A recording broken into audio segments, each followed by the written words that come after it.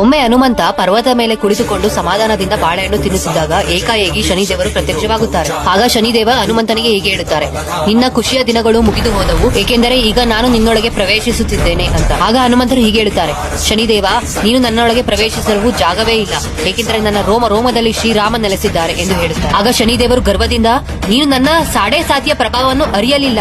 ಸಾಡೆ ಸಾತಿಯ ಮೊದಲ 2.5 ವರ್ಷ ನಾನು ಮನುಷ್ಯನ ಕಾಲಲ್ಲಿ ನೆಲೆಸುತ್ತೇನೆ, ಅವನನ್ನು ಭ್ರಷ್ಟಗೊಳಿಸುತ್ತೇನೆ. ನಂತರ 2.5 ವರ್ಷ ಅವನ ತಲೆಯ ಮೇಲೆ ಬಿದ್ದು ಅವನ ಬುದ್ಧಿಯನ್ನು ಹಾಳು ಮಾಡುತ್ತೇನೆ. ಕೊನೆಗೆ 2.5 ವರ್ಷ ಅವನ ವ್ಯಕ್ತಿತ್ವದ ಮೇಲೆ ಬಿದ್ದು ಅವನನ್ನು ಎಲ್ಲರಿಗೂ ಕೆಟ್ಟವನಾಗಿಸುತ್ತೇನೆ ಎಂದರು. ಹೀಗೆ ಹೇಳಿದ ಶನಿದೇವರು ಹನುಮಂತರ ತಲೆ ಮೇಲೆ ಕುಳಿತುಕೊಂಡರು. ಶನಿದೇವರು ತಲೆಯ ಮೇಲೆ ಕುಳಿತುಕೊಂಡಾಗ ಹನುಮಂತ ತಲೆಯ ಮೇಲೆ ಒಂದು ದೊಡ್ಡದಾದ ಕಲ್ಲನ್ನು ಇಟ್ಟರು. ಆಗ ಶನಿದೇವರು, ನೀನು ಏನು ಮಾಡುತ್ತಿದ್ದೀಯಾ ಎಂದು ಕೇಳಿದರು. ಹನುಮಂತ, ನನ್ನ ತಲೆಗೆ ಕಿಚುಕಿಚು ಆಗುತ್ತಿದೆ, ಆದ್ದರಿಂದ ನಾನು ಹೀಗೆ ಮಾಡುತ್ತಿದ್ದೇನೆ ಎಂದು ಉತ್ತರಿಸಿದರು. ನಂತರ ಅವರು ಇನ್ನಷ್ಟು ದೊಡ್ಡ ದೊಡ್ಡ ಕಲ್ಲುಗಳನ್ನು ತನ್ನ ತಲೆಯ ಮೇಲೆ ಇಡಲಾರಂಭಿಸಿದರು.